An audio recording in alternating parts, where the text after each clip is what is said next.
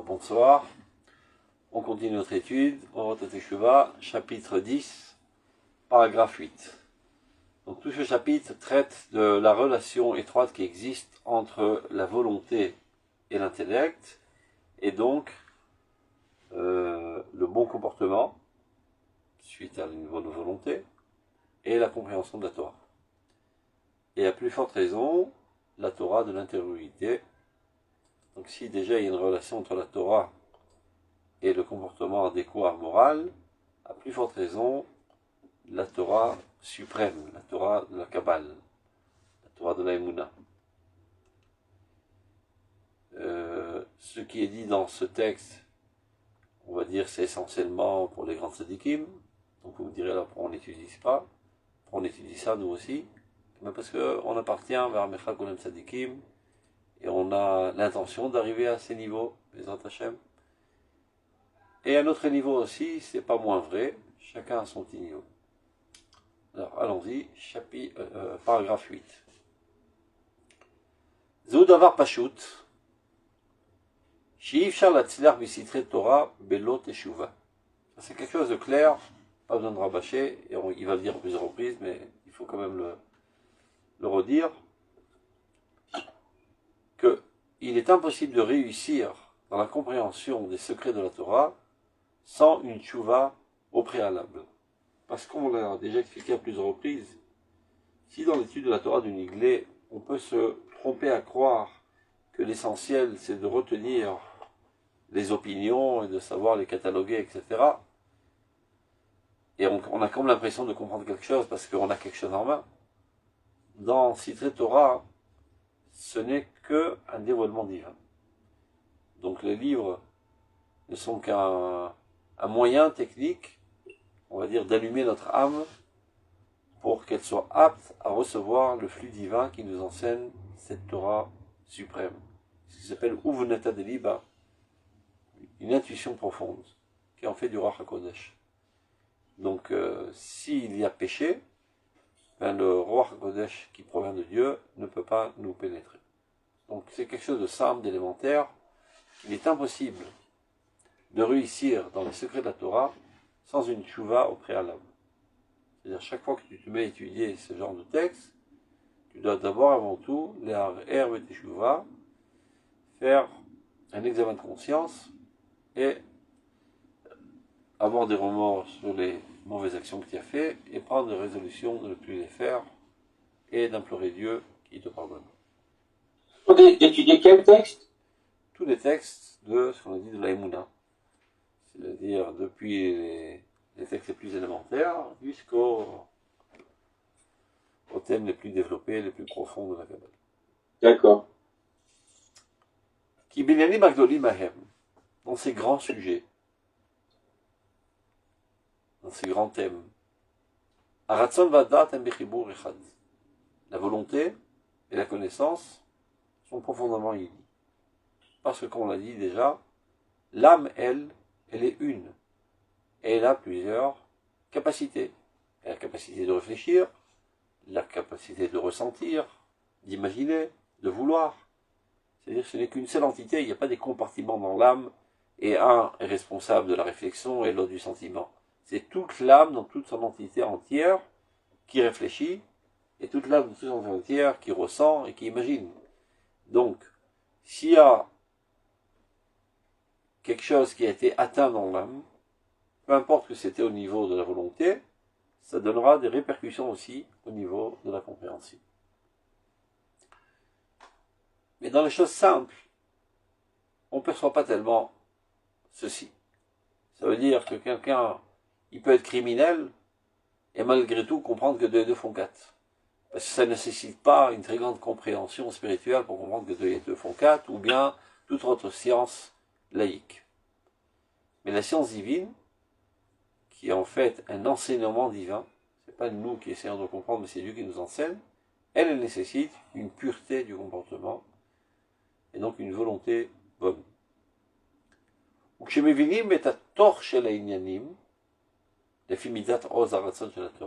Lorsqu'on en vient à comprendre l'intériorité des sujets, ce que j'avais expliqué les fois précédentes, c'est qu'il y a une compréhension quantitative et une compréhension qualitative. Je répète ce que j'avais déjà dit. Supposons que j'étudie le thème des dégâts qu'on pourrait causer l'un envers l'autre, et quel doit être le deal, etc. Je peux faire le point et résumer toutes les opinions, etc. Et je pense avoir compris. C'est une compréhension quantitative. Quand est-ce qu'on parlera d'une compréhension qualitative? Quand ceci me prend à cœur. Ça veut dire que j'ai tellement bien étudié ceci, que ça a fait une révolution dans ma personnalité, et que je ne peux plus supporter qu'il y ait des dégâts dans le monde. Et donc, dès que je vois une injustice, je réagis de suite pour rétablir la justice. Ce n'est qu'alors qu'on pourra dire que tu as véritablement compris la Torah. Parce qu'emmagasiner des connaissances dans la cervelle, c'est pas ce qui s'appelle l'imout Torah. Ça s'appelle tout simplement emmagasiner des connaissances dans la cervelle, comme peut le faire un ordinateur, et même des déductions et des inductions. Tout ça n'est qu'un outil aux mains de la volonté. La Torah, elle vient intensifier ta bonne volonté, la volonté du bien, la volonté de la justice. Et si ceci a été l'effet de ton étude, alors seulement tu peux dire que tu as véritablement compris la Torah. Mais si seulement tu as compris les opinions et tu sais les répéter, les résumer, etc., etc., c'est un emmagasinement de connaissances. C'est pas de la Torah, c'est pas de l'étude. Ça on fait en maths, en physique, en chimie, en histoire, et rien, on ne demande pas plus que cela, que de comprendre et d'emmagasiner dans la mémoire. Mais Torah, Chacham chez nous, qui est Chacham? Chacham, c'est la même gamatria que Chaim. C'est quelqu'un qui vit ses connaissances. C'est une partie intégrale de sa personnalité. Il est électrifié par cet idéal, et donc il est engagé, et il se mobilise pour faire avancer la volonté de Dieu dans ce monde. Donc c'est ce qu'il est en train de dire. Shemivinim et ta torche les inyanim. Lorsqu'on en vient à comprendre l'intériorité des choses, pas seulement quantitative, mais qualitative. Et ceci dépend de Ozaratson Solatov, la puissance de la volonté du bien. Seulement s'il y a une volonté du bien, c'est-à-dire que tu as fait tes chouvas et tu cherches le bien, tu cherches à te rapprocher de Dieu, alors quand tu te mets à l'étude, il y a une possibilité que tu aies une compréhension intérieure, qualitative. Az kosfim ou metsairim klaliut pratiut rabim meod ech lavo elav. Alors, on est assoiffé, on se languit d'eux, et on comprend profondément, de manière générale, de manière même ponctuelle, et on s'organise une stratégie comment accéder à ces idéaux. Pas seulement les connaître et savoir en disserter, mais comment moi je m'amène à adhérer à cet idéal. Aval kshavonot mavdilim nifga baratzon. Donc cette possibilité de comprendre profondément et de ressentir un besoin intense de se rapprocher et d'adhérer à cet idéal, c'est seulement s'il y a eu au préalable une teshuva qui a bonifié ma volonté. Mais si par contre, il y a encore des péchés en moi, Mavdilim, il réalise un écran. Nifgam Aratson. Et ma volonté est atteinte, ça veut dire elle est esquintée, abîmée. Mais Keval Shen Adam Mitalel Ratson et l'homme et si l'homme ne s'élève pas à une volonté noble et grandiose dans son intériorité, Ven Chashivut Armukal Bedvavo Lechefet Atov, et la volonté du bien n'a pas tellement d'importance dans son cœur. C'est pas exactement son centre d'intérêt dans la vie. Mais Chashumut Ba Be'ol Vezoamat Achet, du fait même il a sombré dans le joug et l'impureté de la faute. Il est dans la faute jusqu'au cou, comme on dit. Il charge et Israël Boadat. Alors il est impossible que rayonne sur lui cette connaissance divine. ou mistatmim atzinorot. Et tous les tuyaux d'influence provenant de Dieu se bouchent. Mistatmim atzinorot shel hasagat sidrei Torah. De cette capacité de percevoir et de comprendre les secrets de la Torah. Alken tzarich litgaber meod b'tshuva. C'est pour ça qu'il faut énormément se renforcer en teshuva, ou levarer et daratson, éclairer, épurer notre volonté. Ça veut dire écarter de nous les sales volontés, les volontés basses et vides, et même les bonnes, les nettoyer au microscope, qu'il n'y ait pas en elles toutes sortes d'intérêts égoïstes, etc. Excusez-moi, Rav, vous pouvez agrandir les lettres, vous savez le faire, s'il vous plaît? Oui, pas de problème. Je le fais de suite. Si c'est mieux comme ça? Un petit peu mieux, ouais. Ouais, ça va de mieux en mieux, ouais. Voilà. Merci. Le varer taratson, melechet haborer, c'est de faire le tri entre le bien et le mal, et après le bien aussi, enlever les derniers scories qui restent dans ce bien. Kedel iskot les dat elion, pour avoir le mérite de percevoir la connaissance suprême de Dieu. Tsmoula, dans toute sa clarté, obéira, Bedvarim Elohim, dans ses sujets nobles et hauts. En fait, il répète plus ou moins la même chose tout le temps, dans ces 4 paragraphes, mais c'est important de se le dire, parce que malheureusement, dans la civilisation actuelle, on met en piédestal la connaissance, l'emmagasinage dans la mémoire, et on pense qu'en faisant cela, on est chacham. Ça n'a aucun rapport avec la chokma.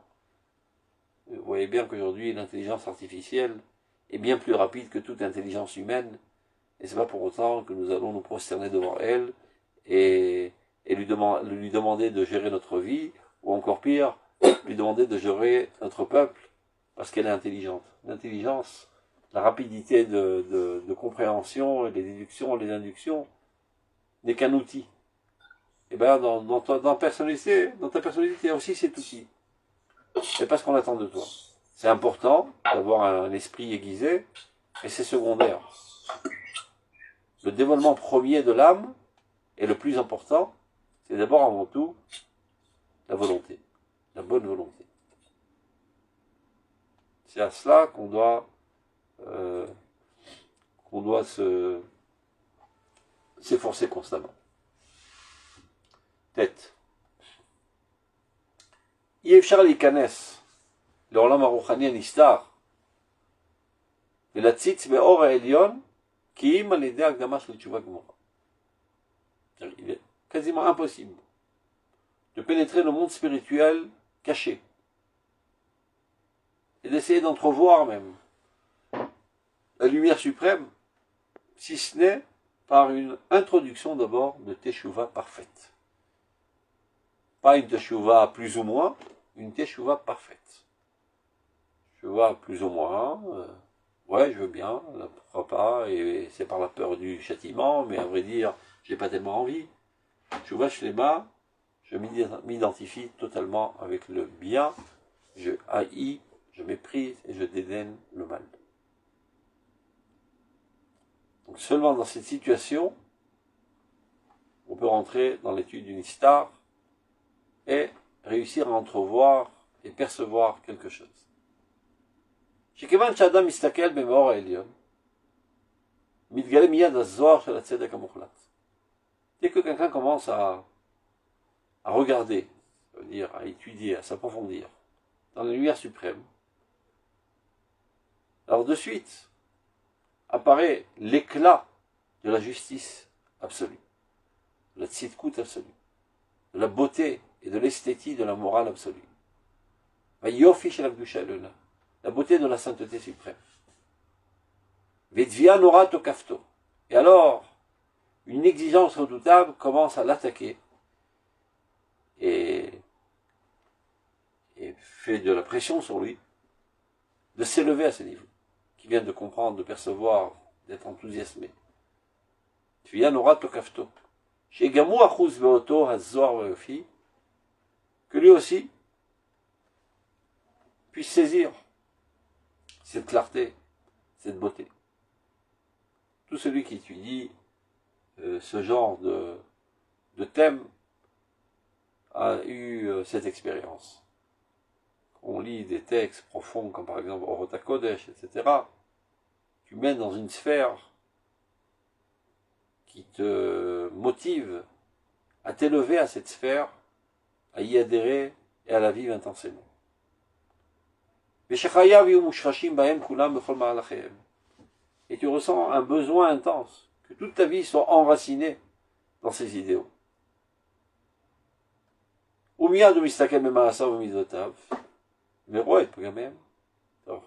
D'un côté, il est attiré vers les hautes sphères de la spiritualité, de la sainteté, de la morale, de la sainteté, etc., de l'idéal. D'un autre côté, quand il fait un état des choses, il voit où lui, il en est. Ben, l'écart est tellement grand. Et il voit la mocheté de ses comportements, de ses traits de caractère. Ben, ça risque de lui briser le moral. Et alors, un regret profond se renforce en lui. Et alors, il fait une tchouva par amour parfait. Il y a plusieurs tchouvas qu'on a expliqué. Quelqu'un peut faire tchouva parce que tout simplement, il a peur du châtiment. Ou bien, il espère avoir une récompense. Ou bien, tout simplement, parce que c'est quelqu'un de conformiste et qui se sent mal dans sa peau quand il n'est pas conforme à la loi. Ben, tout ça, ça vole pas très haut. C'est mieux que rien. Alvaille que tout le monde soit comme ça déjà. Mais on ne peut pas dire que tu es vraiment adhérent au bien. Tu fais ça par des facteurs extérieurs qui t'obligent à le faire. Mais on ne peut pas parler d'une adhérence totale. Seulement quand tu es enthousiasmé par cet idéal divin, sa beauté, et que tu en es électrifié, on va dire, et que tu le veux profondément, on peut parler d'une tchouva parfaite, une tchouva me'ahava. Bien qu'on aurait pu croire que c'est une tchouva un petit peu intéressée. Parce qu'en fait, qu'est-ce qui l'a motivé à s'améliorer?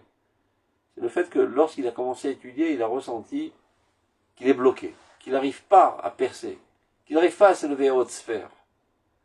Et après, il en vient à la compréhension que ceci est dû à ses fautes. Et il est tellement assoiffé de s'élever à ces hautes sphères, et il comprend que les fautes réalisent une entrave. Donc c'est ça qui l'amène à regretter amèrement ses fautes. Alors on aurait pu dire, bon, c'est par intérêt personnel. Eh ben non, c'est tchouva me'ahava gmura. Parce que qui déjà parmi les êtres vivants dans ce monde ont de telles envies? Monsieur tout le monde a des envies de manger, de s'amuser, d'avoir toutes sortes de plaisirs. Lui, c'est ça son plaisir. Son plaisir, c'est sa proximité de Dieu. Et il ressent un manque profond de proximité de Dieu. Et il réalise que ce manque de proximité est dû à ses fautes. Et c'est ça ce qui le motive à aller réparer ses fautes. Donc par amour de Dieu, par volonté très très forte de se rapprocher de Dieu, c'est ça ce qui le motive à aller réparer ses fautes. C'est une tchouva très très haute. C'est comme quelqu'un qui est amoureux fou d'une femme. Mais il se rend compte qu'il n'arrive pas à lier un contact parfait avec elle à cause de ses défauts de personnalité. Donc, alors si c'est le prix à payer, il se met à la besogne, il commence à réparer ses traits de caractère. Mais pourquoi il le fait? C'est par amour. C'est pas par peur de châtiment. Pour avoir le mérite de vivre en idéal romantique, suprême, avec cet être si cher. Et là, c'est exactement pareil. Il est assoiffé de Dieu. Tzaman afil el chai. Il voit que quand il va vers Dieu dans ses études profondes, il est coincé, il est bloqué. Et il réalise que ce blocage découle de ses fautes. Et donc ça le motive à aller réparer ses fautes. C'est une tchouva très très haute. Shav me'ahava gmura, par amour parfait de Dieu. Valpi otsem askamato lalechet vederech hatov, en fonction de ses résolutions puissantes d'aller dans le chemin du bien. Shumatim l'orasech alazach, qui est totalement en adéquation avec l'intellectualisme le plus pur, c'est-à-dire la compréhension la plus pure du dévoilement divin. Amitale bioter l'eder rattache al Torah. Et ceci ne peut s'élever très très haut que par la lumière de la Torah. Aucune autre étude au monde ne peut élever à cette haute sphère, même si tu étudies des thèmes d'éthique, par exemple le livre d'éthique d'Aristote, vu que ce n'est pas divin. Au maximum, ça peut t'amener à une certaine moralité utilitaire. De comprendre que le monde doit être géré par la morale, sans quoi on ne peut plus vivre, parce qu'on va se bouffer les uns les autres.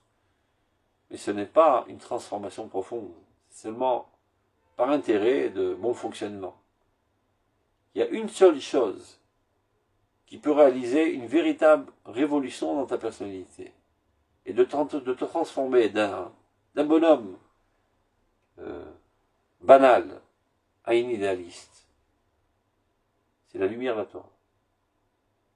Et comment ça marche? Parce qu'il faut savoir que dans la Torah, le divin se trouve. Vous me direz, mais le divin se trouve partout. Mais le Kolaretz Kevodo, il se trouve partout, mais il ne se trouve pas partout dans la même intensité. Il y a quelques créatures dans ce monde dans lesquelles le divin apparaît de manière très très très très forte. C'est ce qu'on appelle la Kedusha. Donc on a Am HaKodesh, Eretz HaKodesh, Lashon HaKodesh, Shabbat Kodesh. Tout ça sont des créatures, on va dire, transparentes totalement au divin. Les autres, elles sont un petit peu... Elles cachent le divin. Donc elles sont chol. Et si elles cachent totalement, elles sont tmeot, nashon atum. C'est totalement obstrué. Dans la Torah, il y a énormément de divinité. Non, le divin, comme on le sait, il est créateur.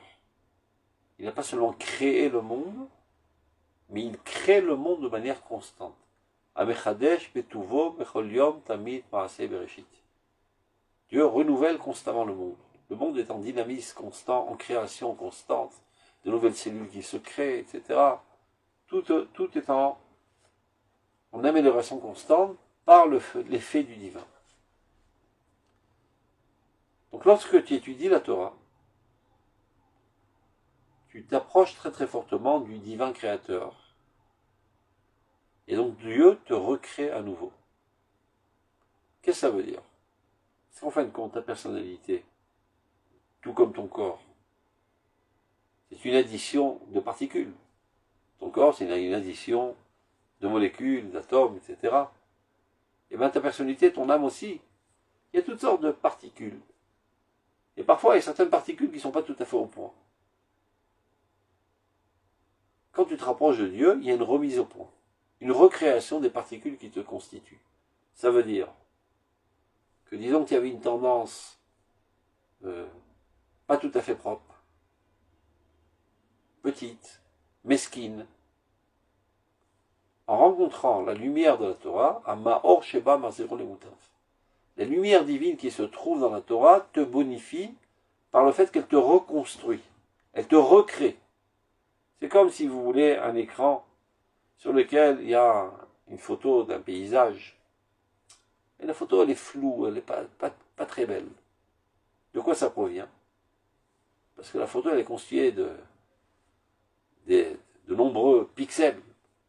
Et bien, chaque pixel n'est pas tout à fait au point. Là, il n'y a pas assez d'intensité de lumière. Là, le ton de la couleur n'est pas tout à fait au point. Et si quelqu'un viendrait à perfectionner tous les pixels qui constituent cette photo, tout d'un coup, la photo est parfaite, elle est claire, etc. Et bien, c'est pareil. Dans notre personnalité, il y a toutes sortes de particules. Il y a des particules qui ne sont pas tout à fait au point. Lorsqu'on s'approche de la Torah, on s'approche de Dieu dans l'étude de la Torah, le divin qui se trouve dans la Torah remet au point toutes les particules qui sont en nous, et c'est comme ça qu'on subit une amélioration, une transformation de personnalité. Donc si jusqu'à là, il y avait des aspirations banales, ou pire encore, sales, en te rapprochant de Dieu par l'intermédiaire de la Torah, tes aspirations, tes volontés se bonifient, s'élèvent, s'épure, s'idéalise. C'est ce qu'il dit, Amitala biyoter l'idée et arata shel Torah. Ta volonté s'élève particulièrement par l'éclairage de la Torah.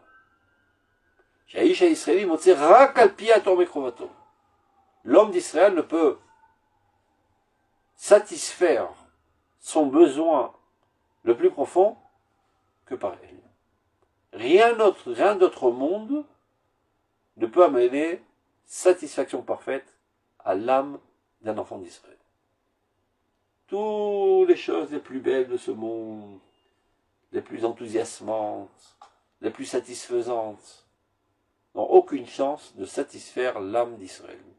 Il y a une seule nourriture qui la comble, totalement. C'est la lumière de la Torah.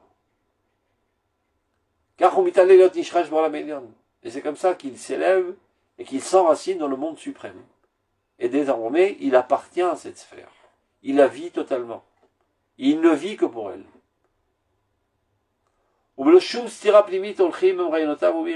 Alors il n'y a plus de contradiction dans son être. Et tout est clair.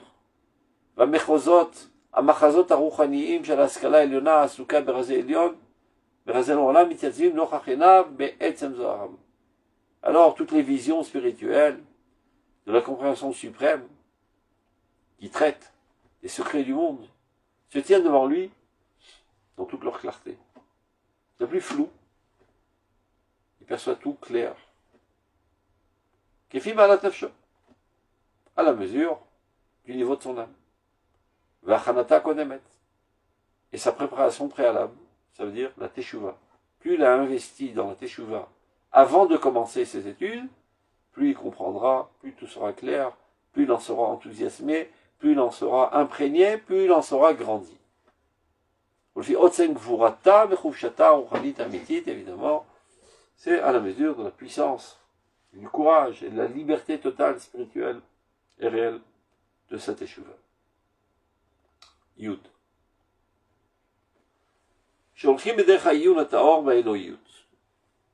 Lorsque on en vient à une étude approfondie et pure de la divinité. Vous comprenez, tout est divinité, mais il y a différents sujets. Il y a des sujets techniques et des sujets essentiels. Donc, lorsqu'on étudie Halakha, c'est comment se rapprocher de Dieu dans le langage du corps. En mettant les tefilines, en prenant un loulav, il faut savoir ça de manière exacte, au micron près, sans quoi ça ne fonctionne pas. Mais c'est encore dans la technique. Mais dans la Torah, il y a d'autres thèmes. Comment Dieu gère son monde, la prière chofshit, quel est l'aboutissement et la finalité de ce monde. Ça, c'est d'autres thèmes que la Nevoua a essentiellement développé. Et à travers les générations, les Talmidei Chachamim qui ont continué ce thème profond de la Nevoua, c'est ce qu'on appelle aujourd'hui l'Imoudé Haïmouna, les études de la Haïmouna. C'est un nouveau terme que le Rav Souda a inventé. À l'époque, on appelait ça Chovot el-Vavot, Yirat Shamayim, Alimouda Iyuni, peu importe, ce sont des termes différents, mais c'est exactement le même thème. Ça veut dire, ce n'est pas quoi faire, mais quoi penser, comment comprendre, de quelle manière Dieu gère le monde, l'histoire, quelle est la vocation du peuple d'Israël, la vocation du monde, la finalité du monde, et en quoi le peuple d'Israël peut contribuer à l'avancement du monde. C'est-à-dire, c'est pas dans le détail des comportements, mais les grandes lignes et les grands idéaux du judaïsme, desquels on doit être totalement imprégné, enthousiasmé et rempli de volonté de les réaliser, chacun de nous. Donc, lorsqu'on en vient à un approfondissement pur dans les études de la divinité. Voilà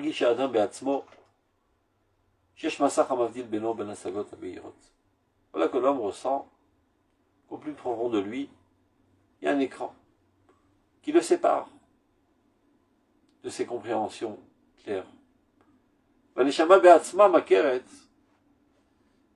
Et l'âme perçoit. C'est quoi cette entrave? C'est quoi cet écran qui m'empêche de me rapprocher de la lumière divine? tout simplement, des comportements inadéquats, ce qu'on appelle averot, ou bien les mitotes, les traits de caractère. Il y a dans notre personnalité plusieurs niveaux. Le premier niveau dans le, on va dire, le bâtissement de notre personnalité, c'est d'abord avant tout les midotes, les traits de caractère. Seulement après cela, on en vient au mitzvot, et après ça, on en vient à l'étude de la Torah. Alors, on doit d'abord renforcer les fondations de notre personnalité.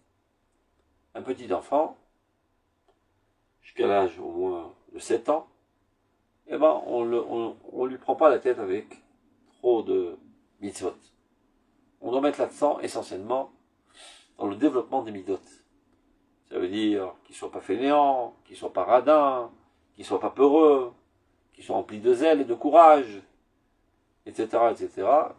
Et il y a pas mal de livres qui ont été écrits dans ce domaine. Le livre par excellence, c'est le Mesilat Yesharim. Il y en a d'autres, je connais Prakim la Rambam, Orchot Tzadikim.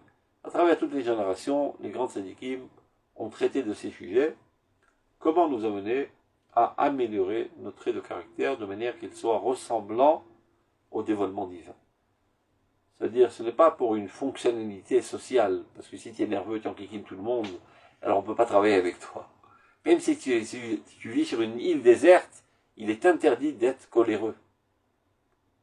Quand tu es coléreux, tu es déconnecté de Dieu. De la même manière que Dieu est miséricordieux, tu dois être miséricordieux, et c'est comme ça que tu en arrives avec une âme belle, apte à se rapprocher de Dieu. C'est une valeur en tant que telle, ce n'est pas un moyen pour être fonctionnel, pour faire autre chose, les midotes. C'est une valeur intrinsèque. Et sans cela, tu es déconnecté de Dieu, et peu importe, tu mets tes tefilines. Tu mets tes tefilines sur des fondations qui ne sont pas solides, tout va s'écrouler. Si déjà, on a parlé de ça, midot, c'est une notion de madim. Madim, c'est l'uniforme, ce sont les habits. Donc il y a l'âme, il y a les habits de l'âme, et il y a les mouvements de l'âme. Comme dans le corps. Il y a un corps, il y a des habits de ce corps, il y a des mouvements de culture physique pour maintenir le corps. Et donc tu fais une bonne course, il y a des pompes, tu peux dire, bon, j'en sors crevé, au contraire, tu en ressors revivifié. Ça fait tourner le sang, l'oxygène, et tu te sens mieux. Bon, de même, on va dire, le sport de l'âme, c'est les mitzvot. Ces comportements-là revivifient dans l'âme les amplis de vie qui proviennent de la source de vie. Mais avant de sortir faire du sport, on a l'habitude de s'habiller d'habits adéquats à faire du sport, un jogging. Mais non, si ton pantalon il est trop étroit, et ta chemise aussi est trop étroite, ben tu ne peux pas faire les mouvements adéquats, tu es coincé. Et s'il est trop large, ton pantalon, ben tu prends les pas dans le pantalon et tu te casses la figure. Il faut que les habits soient à la juste mesure du corps. Mida, c'est la mesure aussi. Pour pouvoir faire les mouvements adéquats au corps. Et bien de même dans l'âme. Les mouvements de l'âme sont les mitzvot. Mais si les habits de l'âme, les midot, les madim, sont trop larges ou trop étroits, et bien tes mitzvot ne sont pas effectives. Tu n'as pas fait les vrais mouvements. Ça veut dire trop large ou trop étroit. Par exemple, tiradin, c'est trop étroit. Tu es dépensier, c'est trop large. Il faut être au juste milieu, généreux. Autre exemple, tu es un peureux, c'est une mida ra'a. Ou bien, tu es un casse-cou. Tu cours entre les balles, je sais pas, tu passes d'une tour à l'autre en marchant sur un fil, toutes sortes de folies comme ça. Faire le mur du son, alors que ça n'a aucun intérêt, aucune utilité. C'est l'amour de se mettre en danger. T'es un fou, t'es pas normal. Il faut de la prudence. Pas de la peur, mais de la prudence. Il est interdit d'avoir peur. C'est un péché d'avoir peur. C'est une midara. Quelqu'un de peureux est déconnecté de Dieu. Un me dit, mais j'ai peur. Bon, ça arrive qu'il y ait des faiblesses. Renforce-toi contre la peur. Et tu t'équilibres. Et j'y peux rien, je suis coléreux, c'est comme ça que je suis né. Et alors? Apprends à ne pas être coléreux. Contiens-toi. Et à force de te contenir, finalement, tu ne vas plus être en colère. Tu vas savoir maîtriser tes colères. Et ainsi de suite. Donc tous les livres de morale, Moussa, ce qu'on appelle, nous enseignent les midot. Et chaque midara'a, qu'on appelle les vices, t'empêche de comprendre l'intériorité de la Torah. Tout comme la vérote. Donc, avant d'étudier cela, il faut remettre au point tes midot et remettre au point tes comportements, c'est-à-dire ne pas faire d'avérote. Oumiyad, mitorad vekeravalev atchouka l'itshuva shlema. Alors s'éveille dans le cœur le désir profond de faire une tchouva parfaite. La meoula shabbat tchuvot, la meilleure des tchuvot. C'est-à-dire qui est totalement désintéressé que par l'amour du bien et rien d'autre. Aucune cause autre que une cause essentielle de l'amour du bien ne m'amène à faire des tchouva. C'est pas que j'ai peur qu'il m'arrive un malheur, ou qu'on me grille à l'enfer, ou bien parce qu'on va me donner énormément de récompenses. Si tu fais ça pour ça, donc tu es amoureux de la récompense et non pas amoureux de Dieu. La meoula shabbat tchuvot. ולפעמים רבות לא תצא לפועל כראוי, עד שתהיה סמוכה לה התפילה הרעננה. Il arrive très souvent, dit le Rav, que cette tchouva parfaite ne peut pas être véritablement mise à l'œuvre, si ce n'est qu'elle est accompagnée d'une tfila toute fraîche, une véritable tefila. Tfila, on traduit en hébreu par le mot prière, mais tfila c'est la chaîne tfilin. La tfilin c'est le lien avec Akadosh Baruch Hu. La tfila, c'est un lien profond avec Akadosh Baruch Hu. Lorsqu'on prie, ce n'est pas une récitation de textes antiques. C'est une rencontre intime avec Akadosh Baruch Hu. Et on attend avec impatience. Quand est-ce que je pourrai prier à nouveau? Comme quelqu'un qui est amoureux de sa bien-aimée. Il est obligé d'aller au travail, il a toutes sortes d'occupations, mais il attend quand est-ce que je pourrai la rencontrer. C'est le fruit du temps, dit Rabbi Yehuda Halevi. Les moments les plus intenses, les plus valeureux. Un temps de qualité. Tfila, c'est une rencontre intime avec Dieu. Et ça m'aide à arriver à une tchouvat shelema. Vaz yashuv me'in akvura liot mefake volech hanshama. Et s'il a fait tout cela, alors la source divine emplie de kvura, à nouveau ruisselle en toi et éclaire ton âme. Dernier paragraphe de ce chapitre, et c'est par là qu'on va terminer. Yud Aleph, 11. Tefila o tseraka ou tchouva munka deliva. Une bonne prière, et parfois plus qu'une prière, tseraka, un cri de l'âme. Il y a des prières qu'on fait tous les jours, shachit mincha arvit. Mais parfois, il y a une prière, on va dire, spontanée. Une volonté profonde de parler avec Dieu. Et de crier à Dieu. De tous nos détresses, les détresses du peuple d'Israël, qui viennent solutionner les problèmes de la nation, de faire avancer le peuple d'Israël dans le bon sens. Parfois, on est dans des situations complexes, on ne sait pas, on ne connaît pas la solution. Comment sortir de cette galère? D'un côté, il y a les Gazaouis qui nous font des problèmes, donc il n'y a qu'à les égrabouiller. Oui, mais il y a nos frères qui sont là-bas dans les tunnels. Insoluble. Alors, s'élève du plus profond de notre cœur un cri vers Dieu. Ô Dieu, sauve-nous. Éclaire-nous. Éclaire nos dirigeants politiques pour qu'ils trouvent la bonne solution pour le bien du peuple d'Israël. Tzaraka. Fila ou tzaraka. Prière et cri vers Dieu. Et une teshuva du plus profond du cœur, mais onka deliva. Vidgaluta befoal ala maasim betikunam. Et une teshuva qui finalement apparaît aussi au niveau de l'action. Parce qu'il ne suffit pas seulement d'avoir des remords et de prendre de nouvelles résolutions et finalement tu te comportes exactement de la même manière. Il faut que cela colore tes actions à la couleur de tes remords et de tes bonnes résolutions. Tout cela, Tfila, Tzaraka, Vidgaluta befoal ala maasim betikunam, doit précéder tout dévoilement de lumière dans l'étude des profondeurs. Je n'espère pas d'être éclairé par les cieux dans l'étude des profondeurs, si ce n'est que, au préalable, il y a eu une fila, tzaka, betchuva, monka, delika. Et là, il en vient à la safroute. La safroute prend une part très importante dans la Torah du Rav Kook. La safroute, ce qu'on appelle la littérature. La littérature, c'est quelque chose de très important. Lorsque quelqu'un lit un livre, mais il est imprégné de manière consciente ou inconsciente des valeurs qui sont véhiculées dans ce livre. Un petit enfant lit beaucoup de livres sur les services secrets d'Israël, etc., le Mossad, le Shabbat, etc. Il tombe amoureux de ce rôle. Et il rêve lui aussi que lorsqu'il sera adulte, il pourra faire partie de ces unités d'élite, etc. Donc ça a une influence très très forte sur la manière dont ta personnalité sera forgée.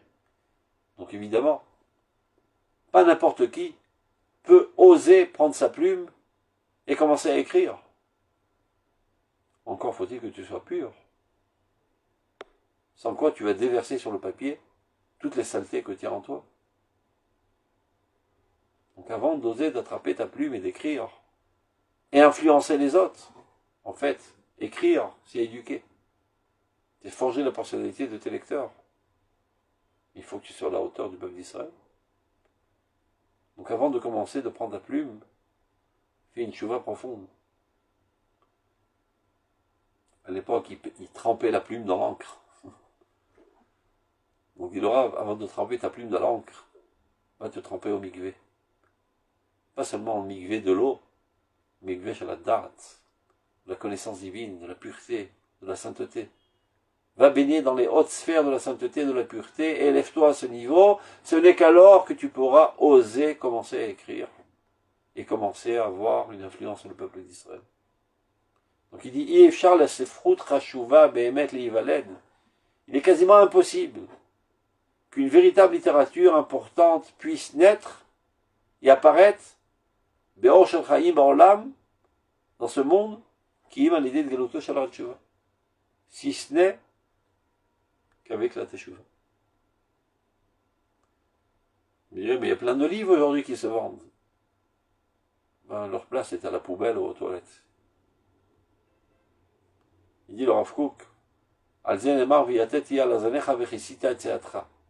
Yated, c'est l'appel avec lequel les soldats sortaient en guerre pour que lorsqu'ils devaient faire leurs besoins, ils devaient creuser et cacher leurs besoins.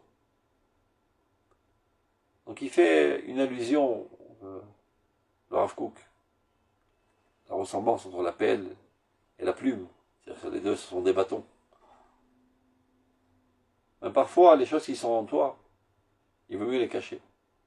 Pas tout ce qui est en toi que tu extériorises est digne d'être mis sur le papier. Il y a des choses qu'on fait aux toilettes. Et on a honte. Et on cache et on dissimule.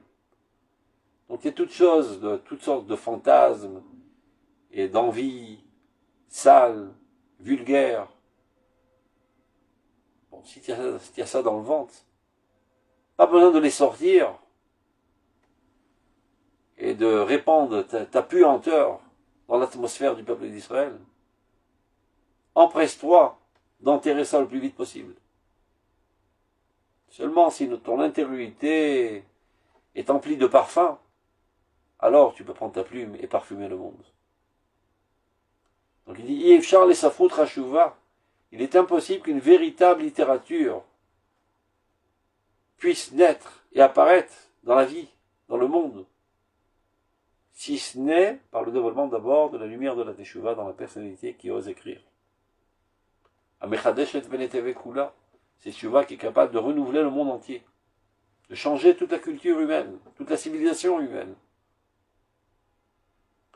Omla Mofia Inoga. Voilà que commence à apparaître aujourd'hui une petite lueur de la littérature. Ça fait 2000 ans que les Juifs n'ont pas écrit. Il n'y avait pas de littérature juive. Et voilà que, avec la renaissance du peuple d'Israël, nous sommes témoins aussi de la renaissance de l'art